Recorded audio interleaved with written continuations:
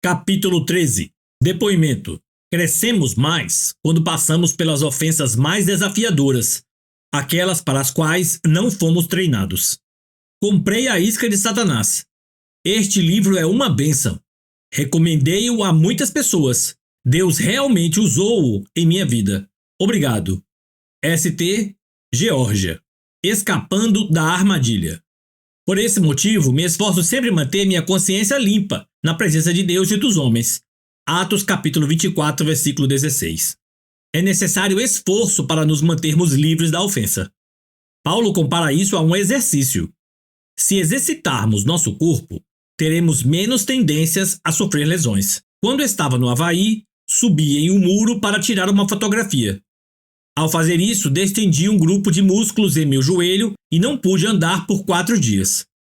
Se você fizesse exercício regularmente, disse o médico, isso não teria acontecido.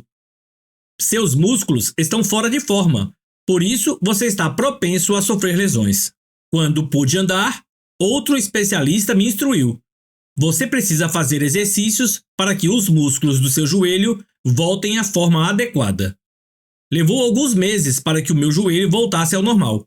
A palavra grega em Atos 24:16 para esforço é askel. O Vini Expository Dictionary a define como fazer esforço, esforçar-se, exercitar-se pelo treinamento ou disciplina. Às vezes as pessoas nos ofendem e não é difícil perdoar. Exercitamos nosso coração para que esteja em condições de lidar com a ofensa. Assim não ocorre nenhuma lesão ou dano permanente. Muitas pessoas poderiam ter subido naquele muro no Havaí e não se lesionarem, por estarem em forma. Do mesmo modo, alguns estão condicionados a obedecerem a Deus, exercitando seu coração. O nosso grau de maturidade determina a forma como vamos lidar com uma ofensa sem sofrer danos. Algumas ofensas são mais desafiadoras do que aquelas para as quais fomos treinados.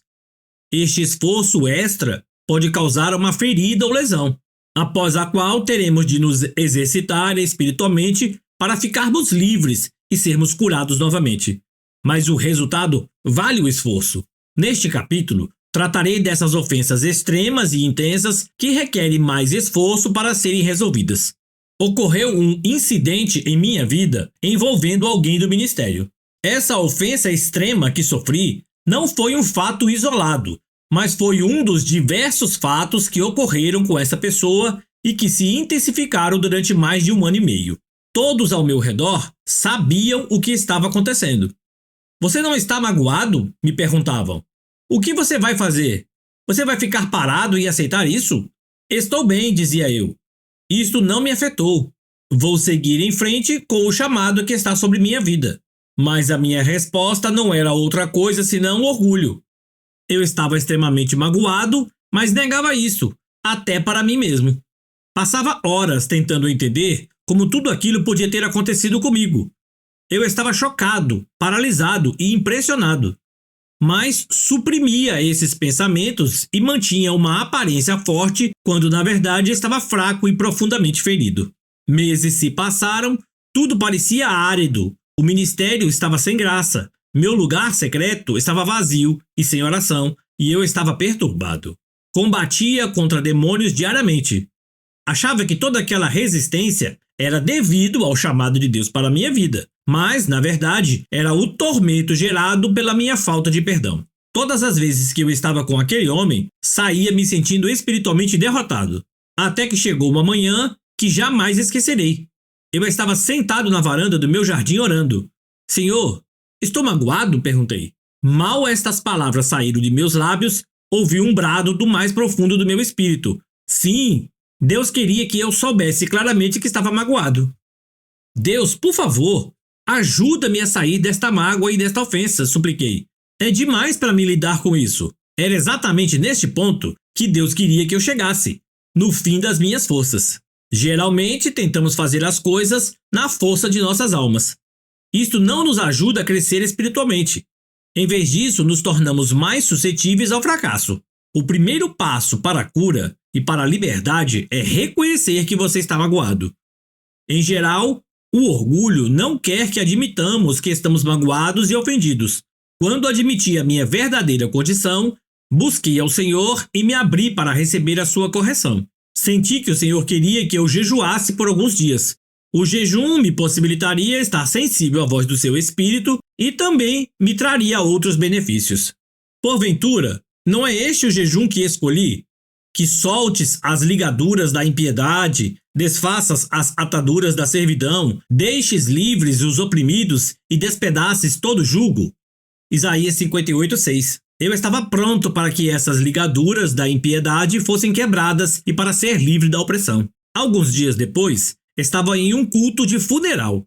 O homem que me havia ofendido também estava lá. Observei-o da parte de trás da igreja e comecei a chorar. Senhor, eu o perdoo. Eu o libero de tudo que ele tenha feito. Imediatamente senti o peso ser retirado. Eu o havia perdoado. Que alívio me inundou. Mas esse era apenas o começo do meu caminho para a recuperação. Em meu coração, havia perdoado, mas não tinha consciência da extensão da ferida. Eu ainda estava vulnerável e podia ser ferido de novo. Era exatamente como a recuperação de um ferimento físico. Eu precisava de exercício para fortalecer meu coração, minha mente e minhas emoções, a fim de evitar danos futuros. E as recaídas? Alguns meses se passaram. De vez em quando, precisava combater alguns pensamentos que eu tinha antes de perdoar. Uma pessoa ferida do mesmo modo podia vir reclamar comigo, ou talvez eu visse o homem ou ouvisse seu nome. Eu rejeitava esses pensamentos logo que os percebia e os expulsava. Vê 2 Coríntios capítulo 10, versículo 15. Este foi o meu exercício e minha luta para permanecer livre. Finalmente perguntei ao Senhor como podia impedir que esses pensamentos me arrastassem novamente à falta de perdão. Eu sabia que ele queria um nível mais elevado de liberdade para mim, e não queria passar o resto da vida com a ofensa me observando de longe. O Senhor instruiu-me a orar pelo homem que me havia magoado. Lembro-me das suas palavras. Eu, porém, vos digo, amai os vossos inimigos e orai pelos que vos perseguem. Mateus 5:44. Então orei. A princípio, eu estava com uma voz seca, monótona, sem um mínimo de compaixão. Por obrigação, eu acrescentava: Senhor, abençoa-o, dê a ele um bom dia, ajude-o em tudo que ele fizer, em nome de Jesus, amém. Isso continuou por algumas semanas. Parecia que eu não estava chegando a lugar algum. Então, certa manhã, o Senhor me levou a ler o Salmo 35. Eu não tinha ideia do que havia no Salmo 35, então procurei e comecei a ler. Quando cheguei à metade, vi a minha situação. Levantam-se iníquas testemunhas e me arguem de coisas que eu não sei. Pagam-me o mal pelo bem, o que é desolação para minha alma. Salmo 35, versículos 11 e 12. Eu pude me identificar com Davi. Na minha opinião, tanto o homem quanto alguns de seus colegas haviam me pago o mal pelo bem. Minha alma estava definitivamente triste. Deus estava usando este salmo para me mostrar a minha batalha dos últimos anos. Uma passagem me fez saltar quase tão alto a ponto de bater no teto. Quanto a mim, porém, estando eles enfermos, as minhas vestes eram pano de saco. Eu afligia a minha alma com jejum e em oração me reclinava sobre o peito. Portava-se como se eles fossem meus amigos ou meus irmãos. Andava curvado, de luto, como quem ora por sua mãe. Salmo 35, versículos 13 e 14. Davi disse que aqueles homens estavam tentando destruí-lo. Eles os atacaram com o mal quando ele não havia feito nada para merecer aquilo. Então veio a minha resposta. Quanto a mim, porém, a resposta de Davi não se baseava nas atitudes dos outros. Determinado a fazer o que era certo, ele orou por eles como se fossem seus irmãos chegados, ou como alguém que chorava a perda de uma mãe. Deus estava me mostrando como orar por aquele homem. Peça para ele as mesmas coisas que você quer que eu faça para você. Minhas orações mudaram completamente. Já não eram mais, Senhor, abençoa-o e dá a ele um bom dia. Elas passaram a ser totalmente impregnadas de vida. Eu orava, Senhor, revela-te a ele de uma forma grandiosa. Abençoa-o com a tua presença. Que ele te conheça mais intimamente. Que ele seja agradável a ti e honre o teu nome. Orei pedindo o que queria que Deus fizesse em minha própria vida. Dentro de um mês, orando apaixonadamente por ele, clamei em alta voz: Eu o abençoo, eu o amo em nome de Jesus. Foi o brado do mais profundo do meu espírito. Eu havia passado de orar por ele por amor a mim, a orar por ele por amor a ele. Acreditei que a cura havia sido completa. A cura no confronto. Algumas semanas mais se passaram e eu ouvi novamente. Uma sensação de desconforto permanecia em meu coração. Eu ainda lutava contra a vontade de ser crítico. Você precisa ir além, John, minha mulher encorajou-me. Não tenho, garantia ela. Estou curado agora. Mas sentia que o Espírito Santo não testificava com o que eu havia acabado de dizer. Então, perguntei ao Senhor se precisava ir até ele. Ele disse que sim. Marquei uma hora com o homem e levei-lhe um presente. Humilhei-me, confessei a minha atitude errada e pedi que ele me perdoasse. Nós nos reconciliamos e o perdão e a cura fluíram para dentro do meu coração. Saí do escritório dele curado e fortalecido. Eu já não tinha mais de combater a dor, nem tinha críticas contra ele. O nosso relacionamento tem sido fortalecido desde então. E nunca mais tivemos problemas. Na verdade, apoiamos muito um ao outro. Quando conheci aquele homem, disse Alissa, ele não cometia erros em minha opinião. Eu não via defeito nele. Eu o amava porque achava que ele era perfeito. Mas quando fui magoado, foi difícil amá-lo. Precisei de cada centímetro de fé que tinha. Agora que passei por este processo de restauração e fui curado, eu o amo com a mesma intensidade de quando o conheci, apesar de qualquer defeito que ele possa ter. É um amor maduro. Este versículo das Escrituras me veio à mente. Acima de tudo, porém, tende amor intenso uns para com os outros, porque o amor cobre multidão de pecados. 1 Pedro 4:8. É fácil amar aqueles que não cometem erros aos nossos olhos. Este é o tipo de amor de lua de mel. Mas outra coisa é amar alguém quando podemos ver os seus erros, principalmente quando fomos vítimas deles. O amor de Deus estava me amadurecendo, fortalecendo meu coração. Desde então, casos semelhantes aconteceram, mas não demorou para que eu liberasse a ofensa, pois meu coração estava exercitado para permanecer livre dela. Vários meses se passaram desde o tempo em que Deus falou comigo em minha varanda até o dia em que saí do escritório daquele homem curado. Aquele foi um período de treinamento no qual meu coração foi exercitado e fortalecido. Durante esses meses, às vezes parecia que eu não estava chegando a lugar algum. Na verdade, eu me perguntava se não havia piorado, mas eu estava no caminho seguro para a recuperação.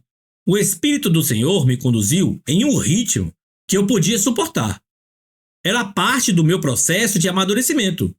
Eu não trocaria aquela experiência e sou grato pelo crescimento que ela trouxe à minha vida.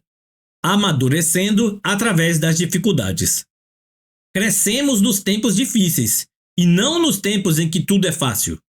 Momentos difíceis sempre ocorrerão na nossa caminhada com o Senhor.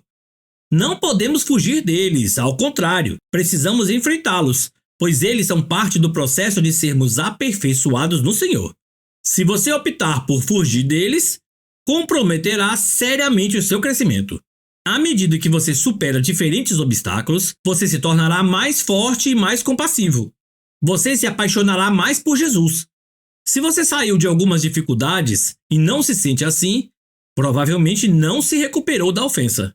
A recuperação é escolha nossa. Algumas pessoas se magoam e nunca se recuperam. Por mais cruel que isto possa parecer, foi escolha delas. Jesus aprendeu a obediência por meio das coisas que sofreu. Pedro aprendeu a obediência por meio das coisas que sofreu. Paulo aprendeu a obediência por meio das coisas que sofreu. E quanto a você? Você aprendeu? Ou você está duro, áspero, frio, amargo e ressentido? Nesse caso, você não aprendeu a obediência. Sim, é verdade que há algumas ofensas que não vão embora sem nos afetar. Você precisa trabalhar nelas, lutando para se libertar. Mas, nesse processo, você cresce e amadurece. A maturidade não vem facilmente. Se viesse, todos a atingiriam. Poucos atingem este nível de vida por causa da resistência que enfrentam. Há resistência porque o curso da nossa sociedade não é de amor, mas de egoísmo. O mundo está dominado pelos príncipes das potestades do ar. Efésios 2:2. Consequentemente, para entrar na maturidade de Cristo, haverá dificuldades que virão ao nos colocarmos contra o fluir do egoísmo. Paulo voltou a 3 cidades onde implantou igrejas. Seu propósito era fortalecer a alma dos discípulos. Entretanto, é interessante ver como eles os fortalecia. Ele os encorajava dizendo, exortando-os a permanecer firmes na fé e mostrando que através de muitas tribulações nos importa entrar no reino de Deus. Atos 14:22. Ele não lhes prometeu uma vida fácil. Não lhes prometeu sucesso de acordo com os padrões do mundo.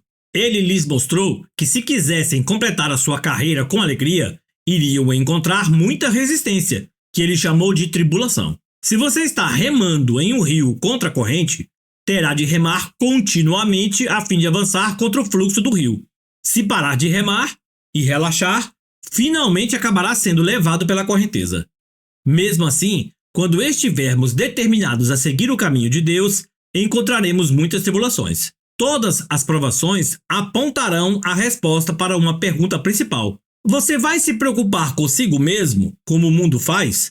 Ou vai viver a vida negando a si mesmo? Lembre-se que quando perdemos a nossa vida por amor de Jesus, encontraremos a vida nele. Aprenda a fixar o seu foco no resultado final, e não na luta.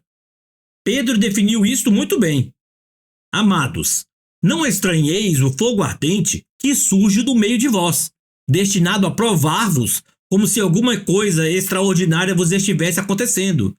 Pelo contrário, alegrai-vos na medida em que sois coparticipantes do sofrimento de Cristo, para que também, na revelação de sua glória, vos alegreis exultando.